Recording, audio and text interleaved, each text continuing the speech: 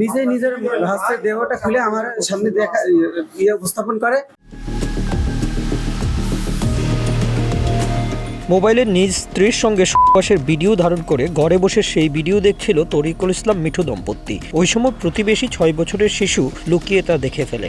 এরপর শিশুটি অস্বাভাবিক আচরণ শুরু করলে ওই দম্পতি তড়িঘড়ি করে ভিডিও বন্ধ করে দেন। পরে কৌশলে ওই শিশুকে নিজেদের রান্নাঘরে নিয়ে বিবস্ত্র করার চেষ্টাকালে শিশুটির নানি দেখে ফেলেন। তখন শিশুটিকে ফেলে পালিয়ে যায় তরিকুল ইসলাম মিঠু।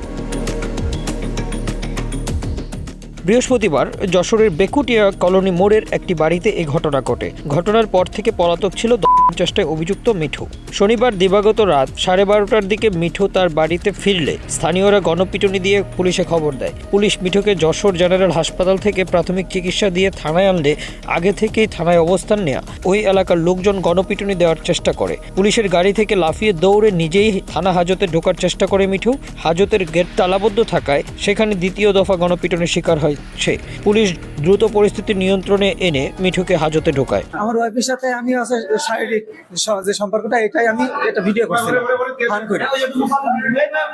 ফান করে ভিডিওটা করছিলাম। এখন সেই ভিডিওটা বাচ্চারা পিছন থেকে দেখছিলাম, খেয়াল করি ও যেই আমি দেখি ও দেখতেছে, তখন আমি ফোনটা বন্ধ করে আমি টিকটকে চলে যাই, টিকটক ভিডিও দেখি। তখন ওই বাচ্চাটা কয় আমি এটা দেখবো, ওইটা আমারও আছে।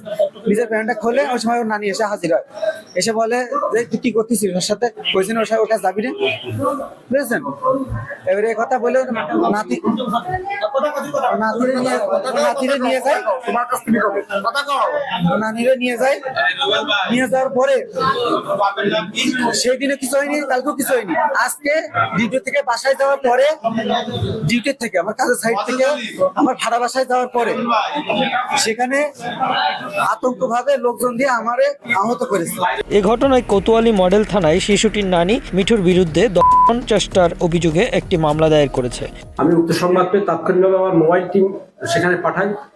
মোবাইল টিম সেখানে গিয়ে দেখে মিঠু নামে এক ব্যক্তি যে ধর্ষণের চেষ্টা করেছে, তাকে স্থানীয় জনগণ গণদোলাই দিয়ে আহত করেছে। তখন আমার মোবাইল টিম তাকে নিয়ে প্রাথমিক চিকিৎসার জন্য হাসপাতালে নিয়ে যায়। পরবর্তীতে তার নানি থানায় আসে, এসে একটা এজাহার দায়ের করে মামলা রেকর্ড প্রক্রিয়া দেয়। Bangla affairs news desk.